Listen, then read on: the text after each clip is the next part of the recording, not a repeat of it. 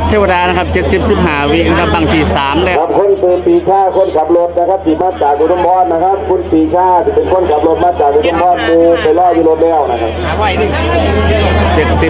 70-15 วินะครับ370ลาก415แอดเทวดานะครับขยับเลยครับพี่น้องขยับเลยนี่อย่างเดียวนะพี่น้องเดินกระทิขึ้นสูงลงสักตาตกใกล้ๆได้หลายๆปฏิบัติแอดเทวดาจงโชคดี3 2 1ไป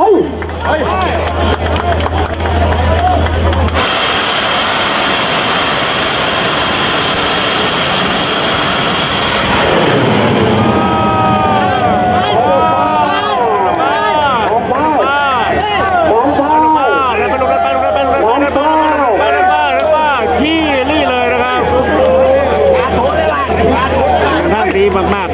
เงี้ยมากๆเงี้ยมากๆนะครับแอดเทวดานะครับลูกลากไปดูลากฟ้าล่างงามลากฟ้าดูลากงาม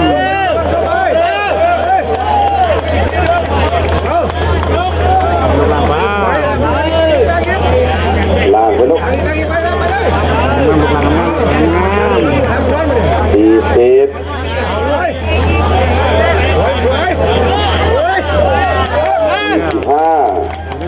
ตีลังกาเบิร์หัวไฟแก้มเปิดการว่างหางเริ่มว่างแล้วนะครับ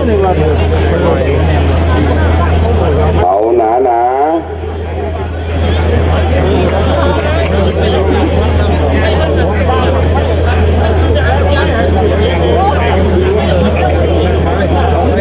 รั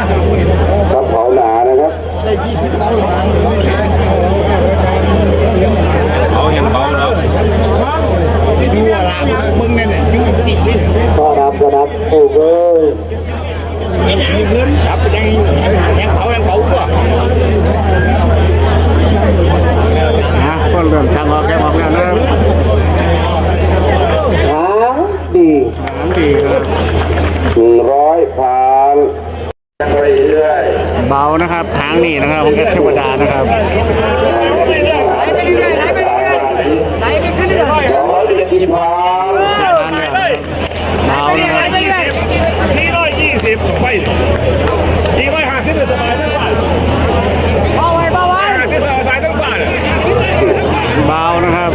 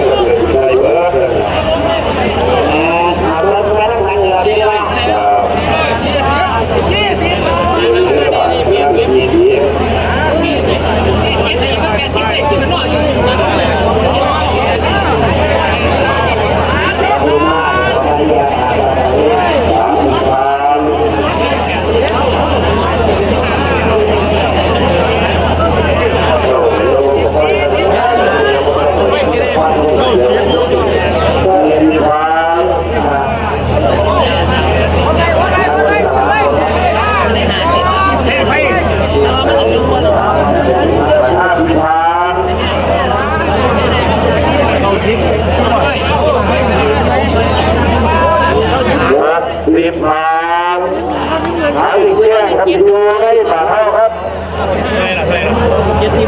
ที่เราดูรุ่นการขายแก้มันจะเป็นป่าเท่าไม่ได้ก่อนที่หาเจ็ดสิบผ่านไม่ได้ก่อนที่หาเลขชุดยาวมันเด้อผ่านเลขชุดยาวมันเด้